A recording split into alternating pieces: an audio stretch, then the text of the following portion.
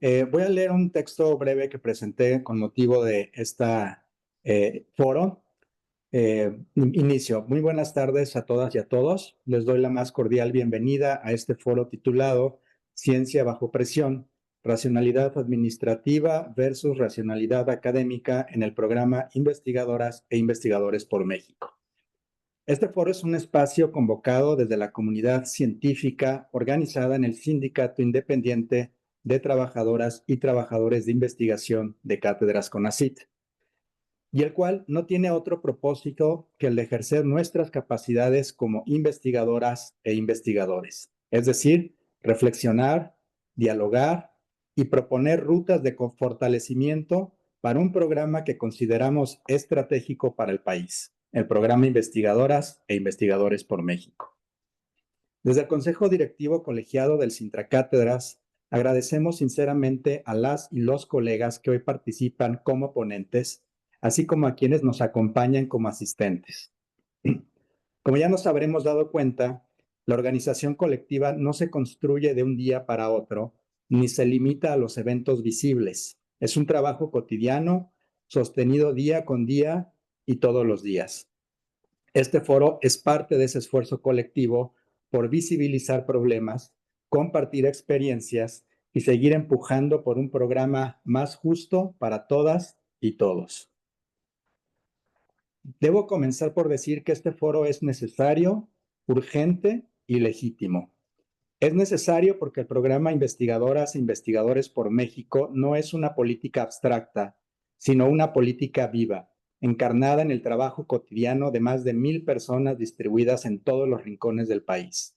Requiere atención constante, evaluación crítica y ajustes que respondan a su complejidad real. Es urgente porque en los últimos meses hemos visto cómo ciertas prácticas administrativas, algunas incluso sin sustento normativo, comienzan a consolidarse sin discusión pública, generando incertidumbre, desigualdad y afectaciones al trabajo científico.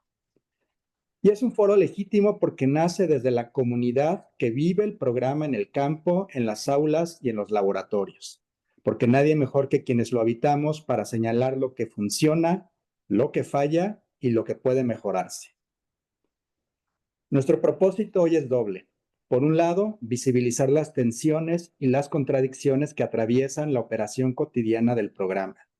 Por otro, recuperar el conocimiento situado, las experiencias vividas y las propuestas concretas que emanan desde quienes sostenemos todos los días este programa público. Antes de continuar, debo reconocer el compromiso genuino que la Secretaría de Ciencia, Humanidades, Tecnología e Innovación ha mostrado por escuchar a Sintracátedras en distintos lugares, en distintos momentos y con diferentes actores. Sin embargo, también es necesario decir que hoy todavía no se han resuelto los problemas estructurales que obstaculizan nuestra labor científica. Uno de esos problemas estructurales es el que motiva este foro. Investigadoras e Investigadores por México es un programa concebido para fortalecer la investigación. Sin embargo, este programa en muchas ocasiones se vive como una camisa de fuerza.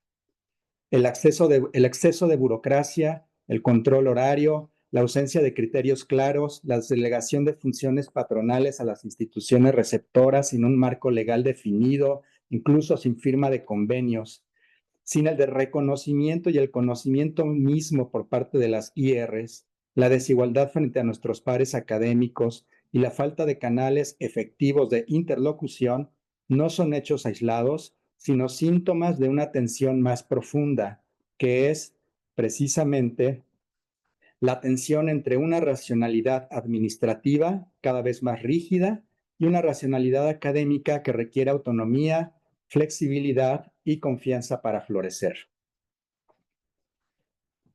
Esta tensión no es nueva, pero sin duda se ha intensificado. De un lado tenemos la racionalidad administrativa, estructurada en formatos, calendarios, controles de asistencia, firmas, justificaciones y hojas de Excel. Una lógica que busca orden, trazabilidad y cumplimiento de metas medibles, pero que muchas veces desconoce los ritmos y complejidades del trabajo académico. Del otro lado está la racionalidad académica, que se mueve entre archivos y comunidades, entre bibliotecas y laboratorios, entre territorios y diarios de campo.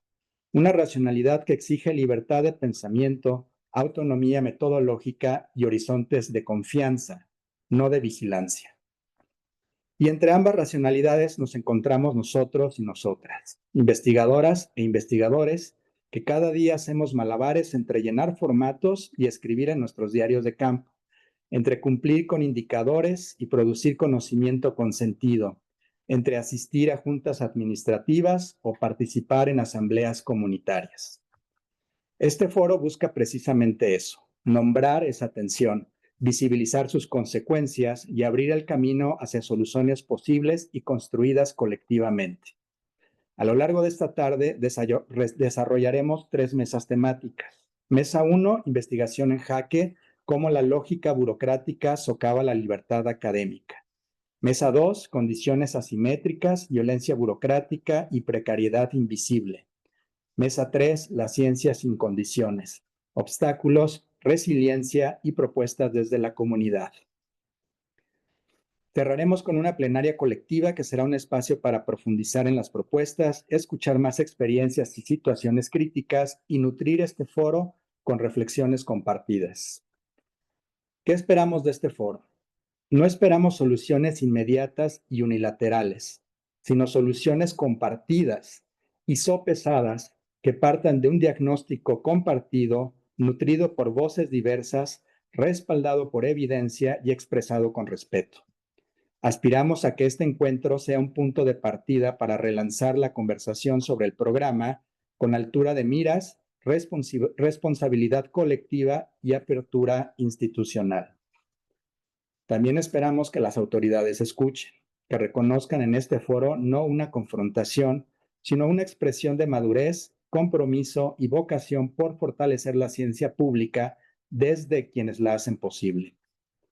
Desde Sintracátedras, como sindicato legalmente constituido, queremos reafirmar algo fundamental.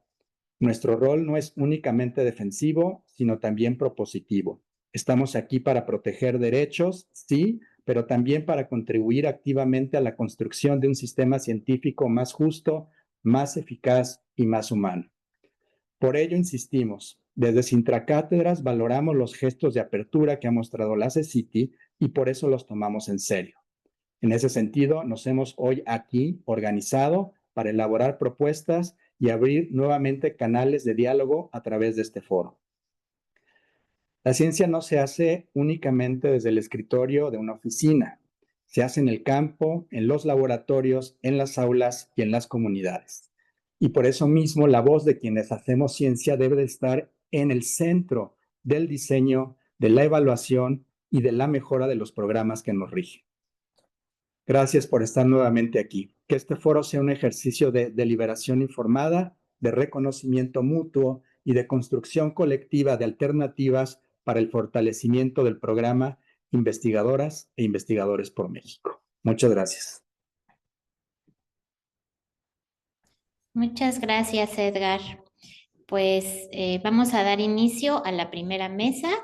La primera mesa se llama Investigación en jaque, cómo la lógica burocrática socava la libertad académica, y tenemos a diversos colegas que van a dialogar, van a presentarnos su ponencia, después vamos a darle un tiempo para dialogar y posteriormente un espacio para preguntas y respuestas del público. Y bueno, empezaríamos con Beatriz Díaz de la Universidad Autónoma de San Luis Potosí. Beatriz, muchas gracias. Hola, Saraí, muchas gracias por la presentación.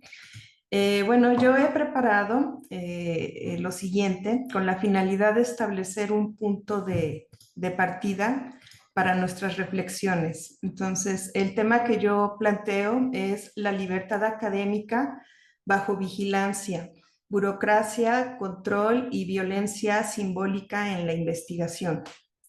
En los últimos años hemos visto cómo la investigación científica, en lugar de desarrollarse desde la autonomía y la creatividad que la caracterizan, se ha visto cada vez más constreñida por una lógica burocrática que busca fiscalizar el trabajo académico bajo parámetros de control, cumplimiento y vigilancia.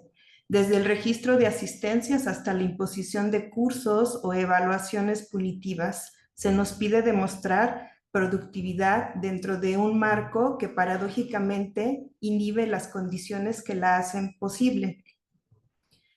Diversos autores han señalado que cuando la libertad académica se subordina a la eficiencia administrativa, se abre paso a formas sutiles de violencia simbólica, jerarquías, exclusiones, deslegitimización del pensamiento crítico. No se trata solo de falta de recursos o exceso de trámites, sino de una estructura que erosiona el sentido mismo del trabajo académico al reducirlo a indicadores y reportes. En este sentido, traigo a esta mesa algunas de las reflexiones de la doctora Carolina Espinosa Luna y la doctora Consuelo Corradi, que resultan especialmente pertinentes. Ellas han desarrollado el concepto de economías de legitimidad abusiva para explicar la violencia académica como un fenómeno estructural, más allá de los casos individuales o del acoso sexual. Según estas autoras, la violencia académica se sostiene en redes de poder y relaciones de intercambio materiales, simbólicas y afectivas que legitiman el abuso de autoridad y la desigualdad dentro de las instituciones. Es decir, se trata de una forma de violencia que se normaliza, que se justifica como necesaria o inevitable y que termina presentándose como parte natural de la vida académica. Si miramos nuestro propio contexto, podemos ver cómo esas economías operan también en la gestión del programa Investigadoras e Investigadores por México. La burocracia no solo regula procesos, produce jerarquías, dependencias y silencios. Se delegan funciones patronales sin reglas claras. Se fiscalizan horarios y se exigen cursos o evaluaciones que no reconocen la diversidad del trabajo científico. Todo esto genera una trama de relaciones donde la autonomía académica se sustituye por la obediencia institucional. Reconocer estas dinámicas es el primer paso para desmontarlas y para recuperar la esencia de nuestra labor, la libertad de pensar, de crear y de dialogar con independencia y dignidad. A esto se suma la microgestión burocrática, también descrita por la doctora Espinosa como el control excesivo sobre los detalles menores del trabajo, disfrazado de mejora continua. Esta práctica erosiona la autonomía académica, desgasta el ánimo, mina la creatividad e incrementa el consumo innecesario de recursos, dice ella. En conjunto, ambos fenómenos explican cómo la lógica burocrática no solo limita la libertad académica, sino que refuerza estructuras de poder que obstaculizan la investigación crítica y colaboración genuina.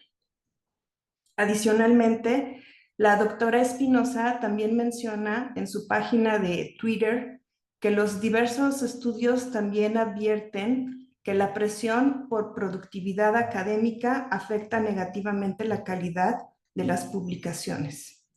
Y se pregunta, ¿por qué entonces seguimos privilegiando métricas cuantitativas en los modelos de evaluación? La experiencia muestra que priorizar indicadores sobre la sustancia académica puede tener consecuencias graves, como los despidos injustificados de colegas valiosos. Pero además desincentiva la creatividad, genera estrés y desvía la atención del propósito fundamental de la investigación. Un ejemplo extremo pero ilustrativo es el caso del físico británico Peter Higgs, quien identificó el mecanismo por el cual las partículas subatómicas adquieren masa, trabajo que le dio nombre al bosón de Higgs. Higgs publicó menos de 10 artículos tras su hallazgo de 1964 y reconoció que en el contexto académico actual, nunca sería considerado lo suficientemente productivo para ser contratado por una universidad. En sus palabras, es difícil imaginar cómo podría tener la paz y la tranquilidad suficiente en el clima actual para hacer lo que hice en 1964. Este caso evidencia que el énfasis en métricas cuantitativas y publicaciones frecuentes puede incluso desincentivar avances científicos verdaderamente innovadores y limitar la autonomía de los investigadores.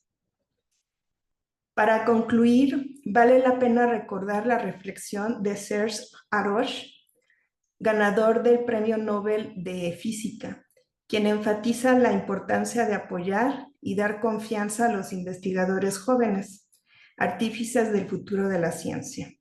Les aconseja enfocarse en áreas que les apasionen, no sentirse abrumados por la vasta cantidad de conocimiento disponible y buscar colaboración con otros, porque las ideas innovadoras surgen del intercambio en entornos de confianza. Repito, surgen del intercambio en entornos de confianza.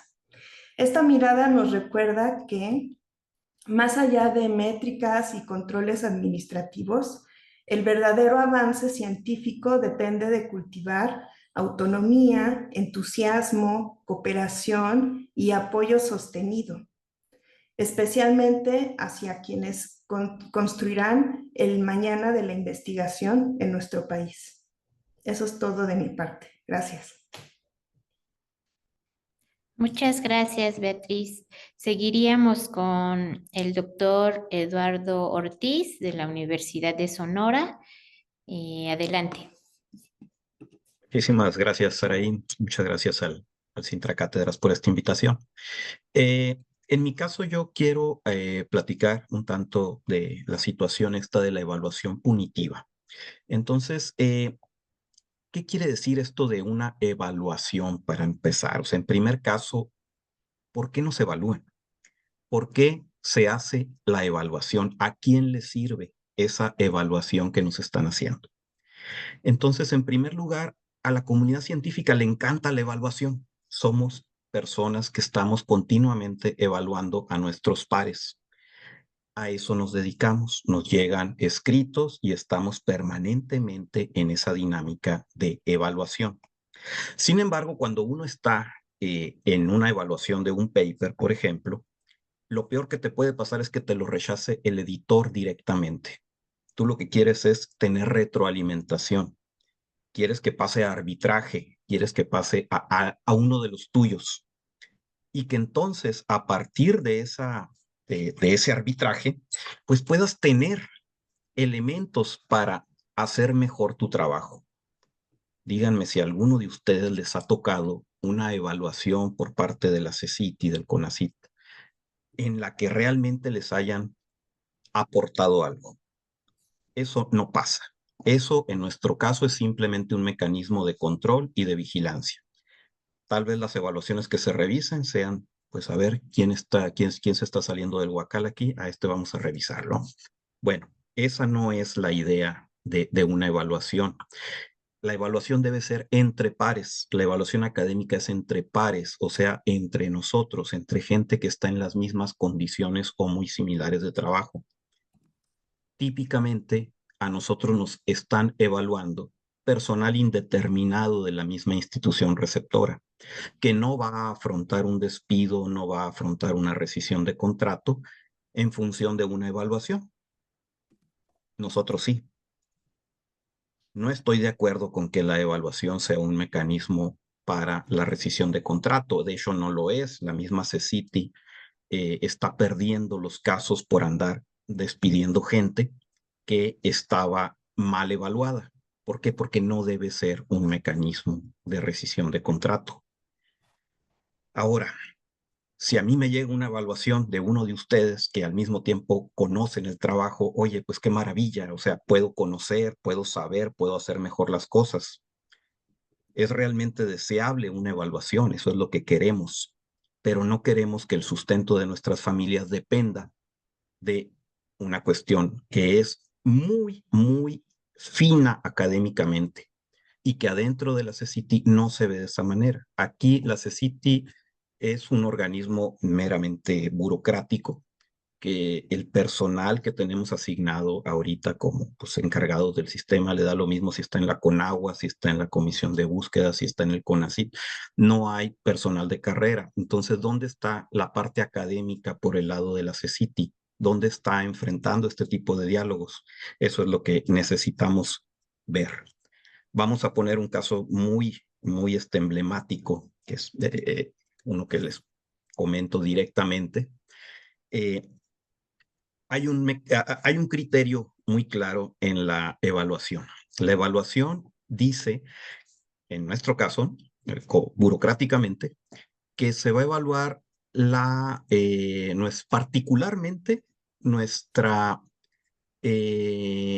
apego a la inserción laboral en la institución receptora. Por ahí venían en algún momento de los criterios de evaluación, que por cierto acabamos de recibir un correo diciendo que nos harán llegar los criterios de evaluación. O sea, no sabemos cómo nos van a evaluar este año, pero vamos a hablar acerca de lo que ya pasó. Venía criterio de evaluación, pues procurar tu inserción laboral en la institución receptora. En mi caso, desde el 2021 lo solicité formalmente en mi institución receptora, Universidad de Sonora, a través de un mecanismo que es letra completamente muerta. Nadie ha entrado a la Universidad de Sonora mediante ese mecanismo al día de hoy, y desde el 2020 está cumpliendo todos los requisitos. Bueno, dije, pues si no se puede por aquí, pues me voy a ir por la vía de un concurso. Todos los concursos salen primeramente cerrados para personal sindicalizado de la misma universidad. En función de que estoy ahí, de que soy colega, de que pues me ven todos los días, dije, bueno, le voy a pedir permiso, autorización al órgano colegiado competente para ver si puedo participar. Y acordaron que sí, pero para no tener problema le preguntaron al abogado general y el abogado general dijo, órale, sí, sí puede, porque la ley dice que él es personal académico de la Universidad de Sonora.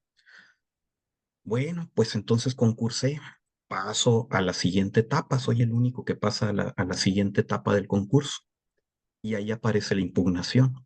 El sindicato dice, oye, ¿qué pasó? ¿Sí? Bueno, le vuelven a preguntar al abogado general que ahora a través del consejo jurídico, que él mismo lo preside, dice, no, ya no puede, ¿sí? Y me aplican retroactivamente el reglamento y me declaran desierto el concurso, porque pues, yo era el único que había pasado. Ese tipo de cosas pues te llevan a que tú dices, bueno, pero es que mi obligación es procurar la inserción laboral. Y así como mi obligación es estar publicando en revistas de alto impacto, etcétera, bueno, sí, lo intentamos y en varios niveles. ¿Cuál es el nivel que sigue ahorita para este caso de procurar mi inserción laboral en la institución receptora? Pues demandar a la Universidad de Sonora. ¿Por qué? Porque primero me está aplicando los mecanismos de manera retroactiva y se está echando para atrás con las cuestiones de haberme dejado concursar. Entonces, esa es mi obligación. O sea, es realmente una obligación que a final de cuentas quien me va a evaluar es la misma Universidad de Sonora. Entonces dices, bueno, tengo que cumplir con mi obligación como empleado federal y en la siguiente etapa es evidente, o sea, hubo una cuestión mal hecha y pues hay que entonces demandar. Ese tipo de cosas son las que hay que observar como, oye, ¿dónde está la evaluación académica en este caso? ¿Dónde está? ¿Dónde está la retroalimentación que uno está esperando como académico? Entonces, en realidad, la evaluación debe ser entre pares. Y entre pares quiere decir, a estas alturas, y sobre todo cuando una evaluación es de este carácter punitivo, mínimamente debe ser entre los mismos colegas que estamos en la misma situación. ¿Sí? No se vale que esté por parte de otro tipo de empleados indeterminados, etcétera, ¿no? En algunos casos los enlaces, en otros casos otro tipo de personal, pero a mí no me están evaluando, pues, los académicos que yo esperaría que realmente me aportaran en mi investigación. Y les pongo como ejemplo nuevamente el paper. O sea, uno realmente quiere recibir eso. ¿Para qué? Para tener un mejor trabajo, para presentar el trabajo con nuevos hallazgos. Entonces hay que ser propositivos y pues definitivamente sí, hay que evaluarnos, hay que estar permanentemente en ese tipo de dinámicas, pero con sentido y no con una cuestión punitiva sobre, ahora sí, pues el ingreso familiar, ¿no? Entonces, por favor, de mi parte es todo en este momento. Adelante. Muchas gracias, colega Eduardo Ortiz. Pasaríamos con Emilio Tejeda de la Universidad Michoacana, eh, con el tema de outsourcing y limitación académica. Emilio, muchas gracias. Muchas gracias, Saraí. Bueno, primero, muchas gracias por la organización del evento y gracias a los colegas que me han precedido por sus intervenciones que han sido muy valiosas. A mí me gustaría centrar mi participación bueno, en una preocupación fundamental que creo que compartimos varias personas dentro del programa, y es sobre la reciente auditoría a la que se ha sujeto el programa que sabemos tuvo lugar durante varios meses alrededor desde mayo de este año, y creo que acaba de terminar. Entonces, a mí me preocupa, partiendo de que el programa de investigadores por México es fundamentalmente un programa de recursos humanos de alta especialización. Me preocupa que hasta donde tenemos noticias, para la realización de esta auditoría no se convocó ni se entrevistó a un solo integrante investigador. Eh, entonces, me gustaría saber cuáles fueron las motivaciones de realizar la auditoría, cuál fue su metodología y, sobre todo, una transparencia sobre los resultados, que creo que es algo que nos incumbe a todos. Eh, por ejemplo, en una comunicación reciente de las autoridades hacia los enlaces institucionales, en los que se les informa que ahora van a tener reuniones trimestrales para dar seguimiento al programa, se habla directamente bueno, de una de las recomendaciones de esta auditoría, donde, permítanme leer a la letra lo que se dijo. Bueno, donde se dice implementar mecanismos de control y supervisión que permitan conocer la ubicación de los investigadores durante sus comisiones. Ok, entonces al parecer esa es como uno de los resultados principales de la auditoría. Creo que sería muy relevante, qué bueno que se los informan a los enlaces, pero creo que sería igual o más relevante que también nos comuniquen a nosotros esa nueva medida. Me gustaría decir que des- desde hace años hemos solicitado llevar a cabo un diagnóstico conjunto entre investigadores y autoridades para identificar fortalezas y debilidades del programa. En lugar de un diálogo abierto, solo hemos visto que bueno, sexenio a sexenio, administración a administración, se incrementa la fiscalización de nuestras asistencias y de nuestros permisos, como han mencionado mis colegas. También me pregunto sobre la legalidad de esta medida de pedirles a la CIR que lleven un control estricto sobre nuestros movimientos. No, me pregunto si esto no incurrirá en delegar tareas patronales, un tipo de outsourcing, a terceros. Pero bueno, además de la legalidad, que soy físico, obviamente no tengo ninguna experiencia en asuntos legales, pero sobre todo me pregunto sobre la racionalidad, como comentaba. Somos trabajadores del Estado y se nos evalúa anualmente con base en investigación, docencia y labores académicas, publicaciones, proyecciones, formación de estudiantes. Entonces, naturalmente, nuestro trabajo naturalmente no se puede restringir a un horario laboral. Nuestro trabajo muchas veces, si lo sabemos, rebasa los horarios laborales y depende cómo se gestione cada quien. No es raro que abarque fines de semana y periodos vacacionales. Entonces, pretender limitar nuestro desempeño a una firma diaria en un horario de oficina es ignorar la naturaleza de la labor académica. Y para ir concluyendo, permítanme ilustrar este problema con mi caso personal. Yo llevo 8 años en la misma IR Y desde hace 4 años, por un cambio interno de dirección, no se me permite impartir clases a ningún nivel en mi R, ni de licenciatura, ni de posgrado. Tampoco se me permite ingresar al núcleo académico básico de los posgrados en los que naturalmente podría participar, o sea, los del instituto. Y si no eres parte del NAB, como se conoce, entonces no, tampoco puedo ser asesor de estudiantes, no puedo asesorar tesis. He avisado múltiples veces sobre esta violación de los convenios sin recibir ninguna respuesta hasta el momento. Y en cambio, para poder cumplir con mis evaluaciones anuales, tengo que solventar esta situación dando clases y asesorando estudiantes en instituciones externas. Entonces, diario me tengo que estar trasladando de mi ER a otras instituciones.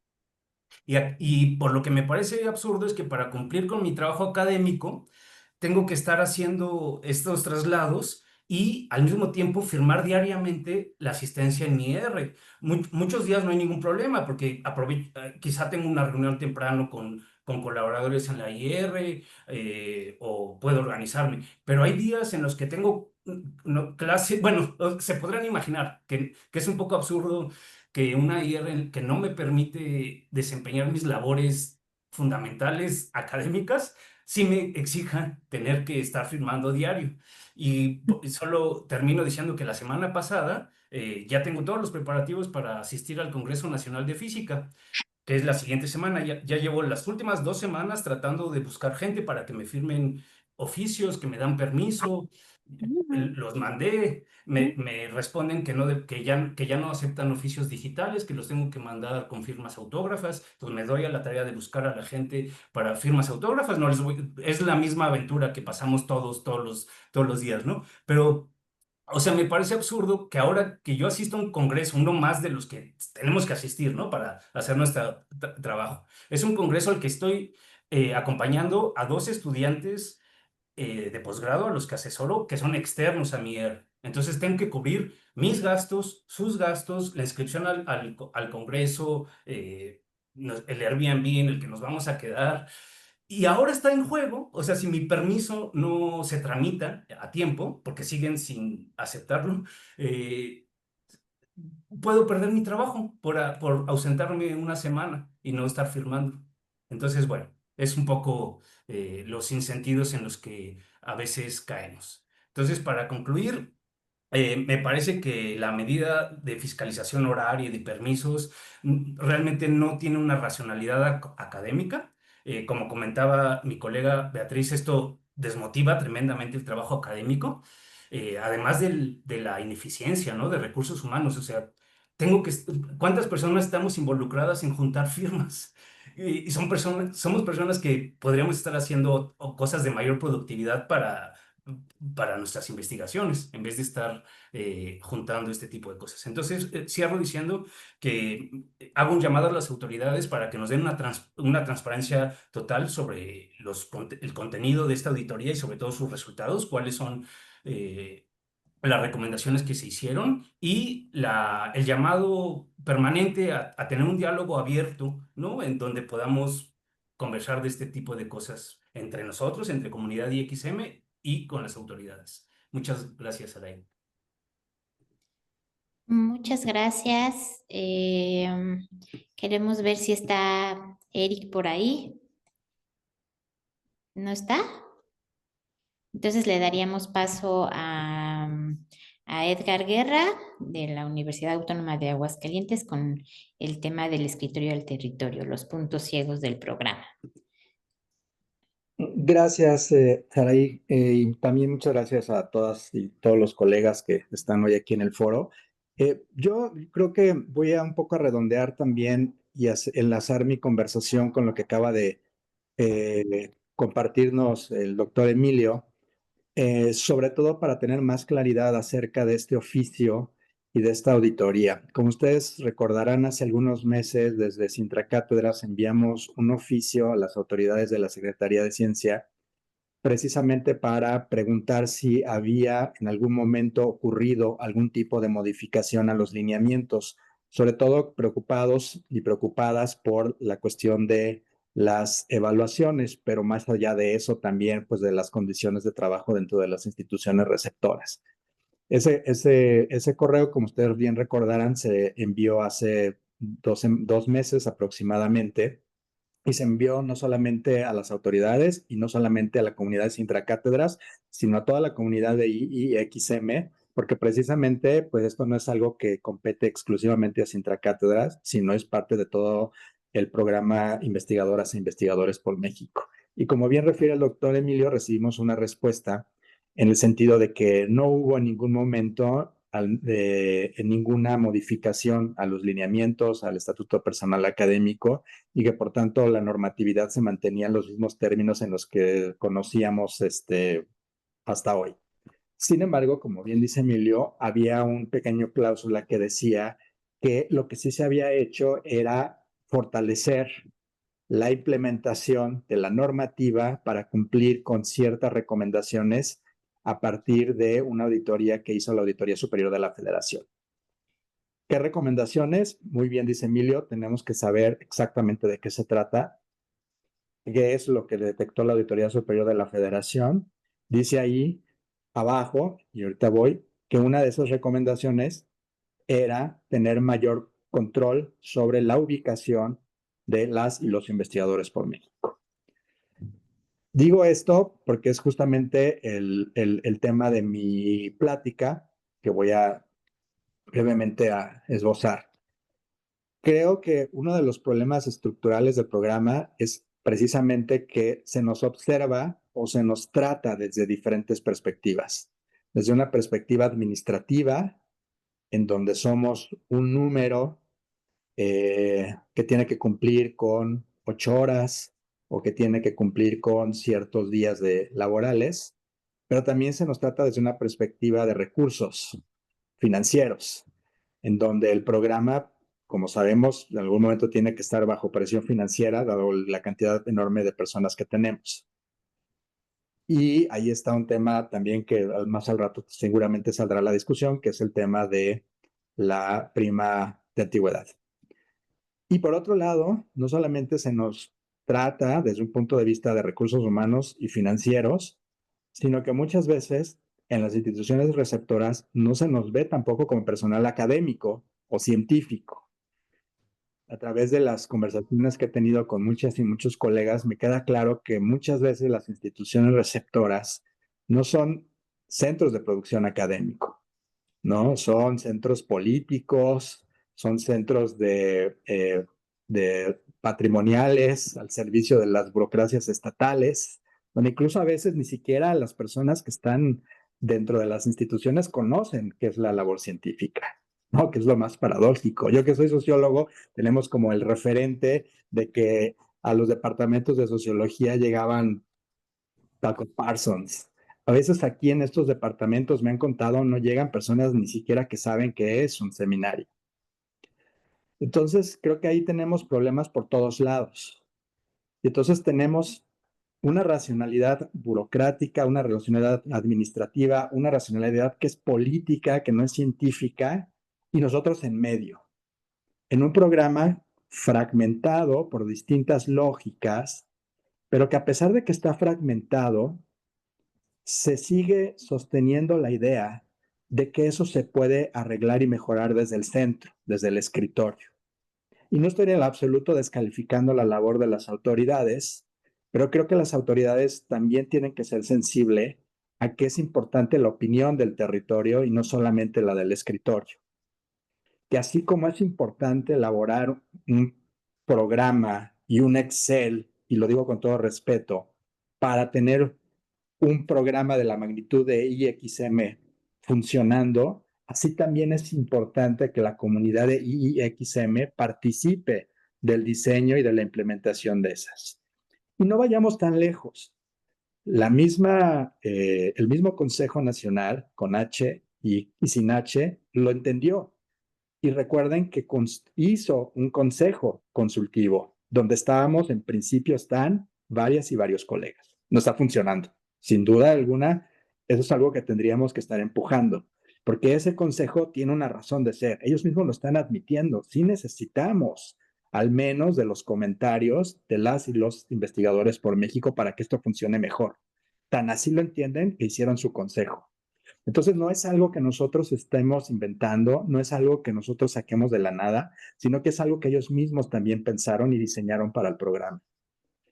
Si nosotros queremos que este programa no esté fragmentado, que este programa no opere bajo distintas lógicas y que este programa no genere muchas tensiones, porque cada quien jala para su lado, las instituciones para su lado, lo administrativo para su lado, Hacienda va a jalar para su lado. Entonces tenemos que hacer que se nos incluya en la operación, en el diseño del programa. Yo creo que ese tendría que ser un objetivo, y lo ha sido del Sintracátedra sin duda alguna desde tiempo atrás, pero creo que tenemos que a partir de este foro seguir empujando esa idea de otra vez revivir al menos ese consejo para que de una u otra manera problemas como las evaluaciones adquieran una visión distinta cuando alguien que realmente está sujeto a evaluaciones y le entiende la lógica de las evaluaciones pueda ir a ese consejo y decir, oigan, este mecanismo de evaluación no es el mejor para los IXM. Esa sería mi intervención. Muchas gracias. Muchas gracias, Edgar. Pues entonces daríamos pie a que discutamos entre los miembros de la mesa y dar después un tiempito para las preguntas y respuestas. Hay algunas preguntas aquí en el chat, pero no sé si entre ustedes quisieran reflexionar o discutir sobre lo que se ha dicho. Bien, bueno, sí, vamos. Mira, hay otra cuestión con la cuestión de la evaluación que se me olvidó comentar. Somos los únicos investigadores que estamos bajo este esquema de no solamente evaluación anual, sino viene la evaluación trienal, que es de un comité externo, y aparte la permanencia en el SNI. El SNI es un sistema de estímulo, y como estímulo debe verse. No es sano, atenta contra la dignidad humana tener a alguien permanentemente estimulado. Recuerden los perros de Pablo, salivando, ¿sí? Publicando. ¿Qué diferencia hay? Llévense eso porque es parte de un sistema de estímulos. Y un sistema de estímulos en el que estás obligado a pertenecer, hay que analizarlo críticamente. ¿Sí? No sé, ¿alguien más? Porque si no tenemos Beatriz. Sí, respecto a esto que comenta Eduardo, a mí también el SNI, independientemente de lo que significa económicamente, independientemente de que está vinculado a que sigamos en nuestros empleos o no, me parece muy bizarro sentirme obligada a producir. O sea, se me hace así súper ultra esclavizante. Una vez, digo, es una analogía un poco, quizá no la mejor, pero una vez escuchaba a un compositor diciendo que él ya no sabe qué más canciones hacer. O sea, que ya su repertorio es tan amplio, o sea, que él podría vivir ya cantando esas mismas canciones, ¿no? Pero que la industria le pide hacer nuevas canciones, nuevos hits, siempre, siempre, siempre. Entonces yo a veces me asusto mucho porque digo, bueno, ya hice esto de mi investigación, ya hice esta otra parte, y luego digo, cuando haga esto, pues ya voy a evolucionar más. Y cuando haga ya esto, ya vamos a saber poco más. Pero hay un punto en el que digo, ¿y después? O sea, ya no se me ocurre nada. O sea, digo, y después de que acabe todos esos pasos, ¿qué más? O sea, y me quedo así, me siento súper agobiada de, de, de, de, de pensar que a lo mejor en un momento se me van a terminar las ideas, ¿no? O sea, y me abrumo. Entonces, pues también a mí, pero sin embargo, por ejemplo, somos bien valiosos porque investigación tras investigación maduramos más en conceptos, somos más precisos, o sea, desarrollamos más capacidades y esas son bien importantes de transmitirlas a las siguientes generaciones, ¿no? Y yo creo que también el programa y la ciencia en México en general nunca piensa en esa transmisión. Y eso es lo que nos permite hacer el progreso, o sea, que mis estudiantes no tengan que recorrer todo lo que yo ya les puedo como facilitar, ¿no? Mira, yo cuando inicié recorrí todo esto, pero yo te voy a enseñar cómo no recorrerlo porque yo aquí ya lo tengo. Entonces yo pretendo que tú no recorras lo que yo ya recorrí, obviamente simplificarles la tarea para que ellos recorran más pronto ese trayecto, pero con la finalidad de que ahora ellos puedan recorrer más de lo que yo recorrí, ¿no? Están más adelante. Y entonces así creamos una sinergia juntos y hacemos un progreso, ¿no? Porque imagínate que todos tengamos que recorrer desde o sea, pues no, o sea, nos vamos a quedar estancados. Entonces también yo creo que hay muchas cosas de cómo se desarrolla la ciencia de manera más colectiva que el programa no toma en cuenta y también cómo nosotros podemos no solamente ser vistos como esta máquina de publicaciones, sino que también tenemos otras herramientas, somos valiosos porque poseemos otros conocimientos, ¿no? O sea, y que son bien importantes para transmitir o para innovar con esos conocimientos más allá de ponerlo en una publicación. Bueno, cambio. Muchas gracias, Beatriz. Seguiría David. Ay, no puedo pronunciar muy bien, pero discúlpame por no pronunciarlo bien. Y después Edgar. Y nada más hacer un poquito de énfasis en ser breves, porfis. Muy breve, yo creo que la normatividad no está diseñado a actividades académicas, pero a actividades burocráticas. Yo soy colo de campo, tengo 2, 3 horas de trabajo administrativo cada vez cuando voy a campo. El campo es mi oficina. Y no me gusta que me traten así, creo que es violencia institucional y estoy tratando de levantar una encuesta de qué implica que nos controlan con una normatividad burocrática hecho para trabajos administrativos, o sea, 8 horas atrás de una oficina. No podemos ir a congresos, no podemos ir a extranjeros, no podemos ir a campo, no podemos hacer nada sin generar muchas horas de trabajo administrativo, ¿no? Entonces dejé un comentario, si hay gente que también siente lo mismo, que la normatividad pública ya no les permite generar sus entregables del trabajo de campo, su plan de trabajo, que es el caso de muchos, ya no podemos ejecutar las actividades normales académicas porque la normatividad pública no permite que avalan los gastos anexados a eso, ¿no?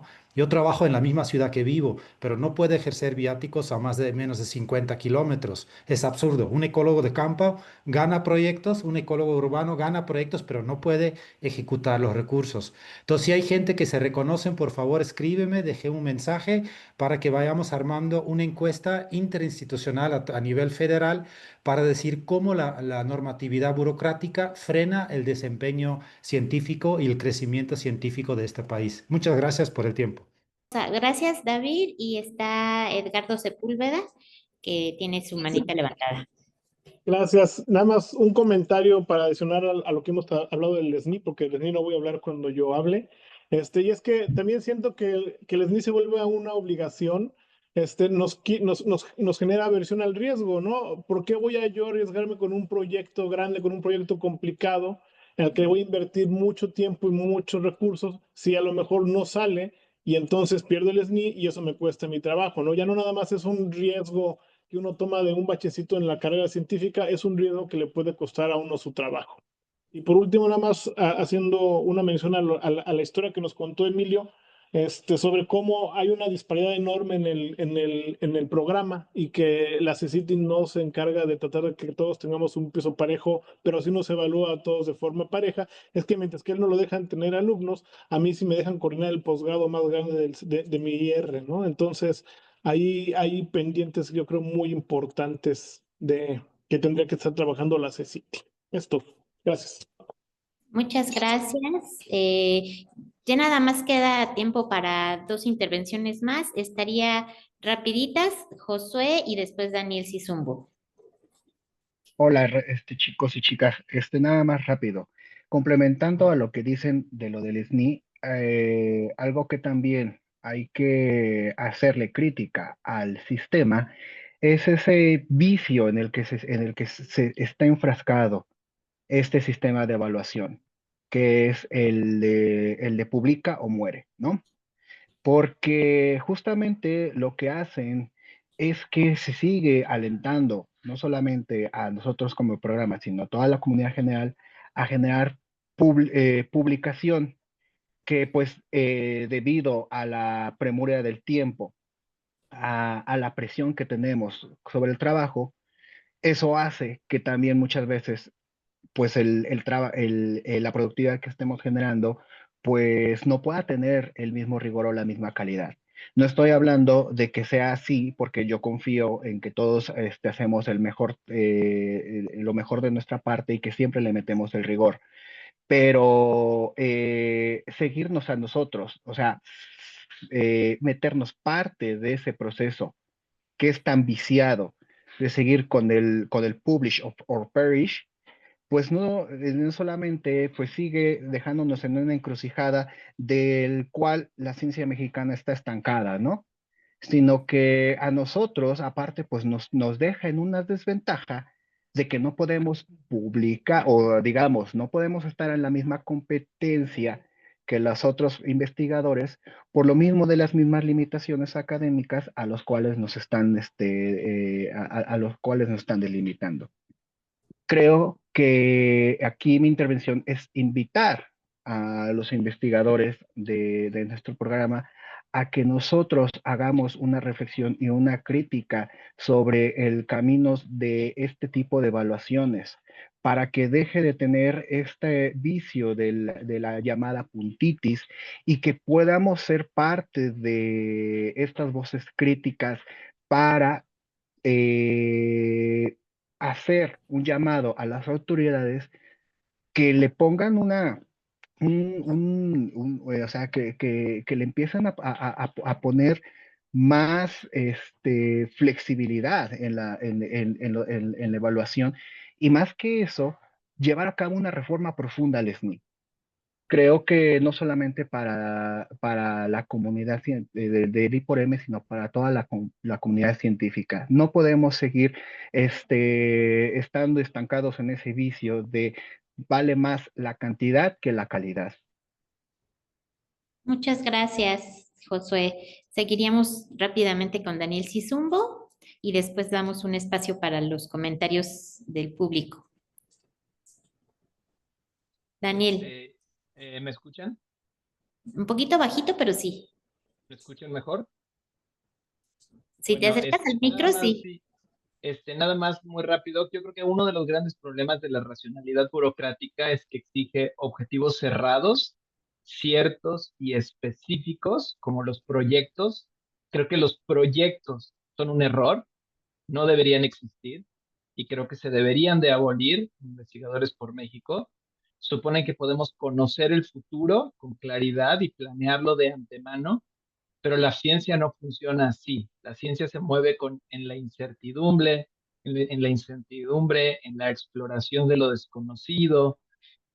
No puede ni debe planearse centralmente, y eso es precisamente lo que limita tanto a Investigadores por México. Mientras en otros lugares, en otros institutos, universidades, los investigadores pueden seguir preguntas nuevas y abiertas, siempre y cuando pertenezcan a una facultad de ciencia política, física, etcétera.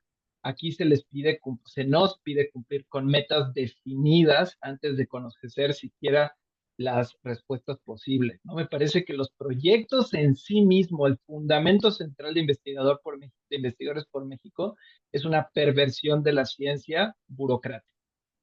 Además de esto, la racionalidad burocrática exige una jefatura jerárquica, mientras que en la racionalidad científica existe la colegialidad, ¿no? Necesitamos, en cualquier facultad de cualquier parte del mundo, incluso si existe la puntitis, si existen evaluaciones muy, muy, muy fuertes, siempre existen estos claustros, estas comisiones de evaluación por pares, mientras que aquí no nos están evaluando nuestros pares, nos está evaluando un comité de burócratas y necesitamos generar decisiones compartidas sobre contrataciones, crecimiento institucional, salida del programa. Yo personalmente no estaría en desacuerdo con que en algún momento a alguien se le despida por razones académicas, siempre y cuando eso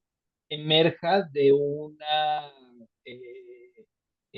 una CADI, digamos, de un consejo de pares que evalúen su caso y que emitan esa decisión si fuera necesario. No me parece que debe de ser el jefe jerárquico ni la burocracia. En la ciencia las jerarquías pesan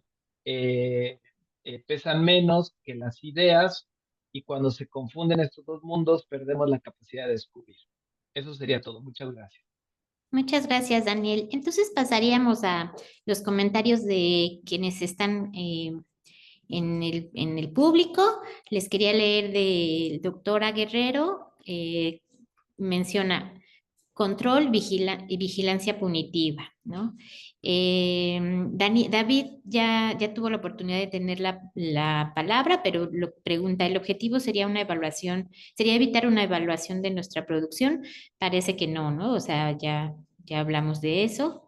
Y le contesta Lorena Durán, sería mejor una evaluación por pares académicos para mejorar, así como son evaluados los proyectos y los artículos y no por personal administrativo. A otro dice que es alguien más dice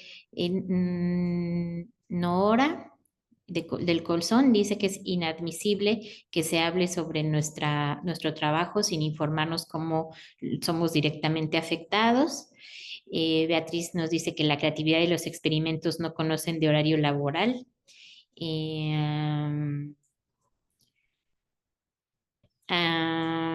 David otra vez dice, pues en cada institución y en cada universidad manejan criterios de producción mínima para poder ocupar una plaza.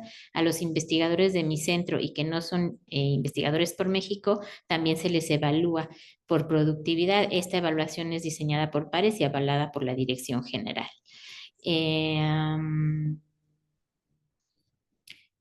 A alguien le contesta, Eli Noguera le contesta, por otra parte, la evaluación sin realmente un objetivo académico termina siendo en ocasiones la herramienta para el abuso de poder por parte de académicos en las instituciones receptoras. Alguien más dice que qué terrible el caso de Emilio. Es que hay muchas conversaciones que tienen, por ejemplo, que ver con el correo que nos mandaron. Por ejemplo, dice, no permiten dar clases y dirigir tesis y por lo tanto más probabilidad de que se pierda el SNI, y el SNI es un requisito para que mantengamos nuestro trabajo. Dice, si alguien más dice, Anand Given, dice, si la IR te pone piedras en el camino, uno debe de cumplir con quien te paga. Entiendo que debes de cumplirlo sí porque sí, ¿no? Alguien más dice, Lorena dice, y como sabemos, somos los únicos empleados federales que pueden perder su empleo por no ser parte de un sistema de estímulos que es el SNI, y si cumple con los demás y le marcan faltas en la IR, puede reportarlo. Y Lean dice, el mismo eslogan de la administración actual es más territorio y menos escritorio. Entonces esto es como paradójico, ¿no? Bueno, pues no sé si después vienen, Patricia Martínez dice, yo no soy ecóloga de campo, trabajo en el laboratorio, pero hago colaboraciones con otras instituciones y eso implica salidas. Obviamente también afecta a salidas y congresos, ¿no? Refiriéndose al control que nos mandaron de la administración de la secretaría, ¿no? Hay una pregunta para la mesa. La pregunta para la mesa que me parece son personas que tienen más contacto con la CECITI. ¿Quién está atendiendo nuestras quejas? Yo llevo 9 años mandando cartas sobre los problemas con la IR y me da la impresión de que somos ignorados. Ya son 9 o 10 años de la misma conversación. ¿A quién le podemos exigir respuesta? Bueno, alguien dice, Lorena dice, pues exigir respuesta a nadie y por eso formamos un sindicato, ¿no? Para fortalecernos colectivamente y hacer oír nuestra voz colectiva, porque individualmente tenemos la experiencia de que no nos contestan, no nos dan respuesta. Mar dice, yo creo que la IR debe ser vigilada por la CECITI para que cumpla el convenio de asignación y que estén sujetas a sanciones en caso de no cumplir.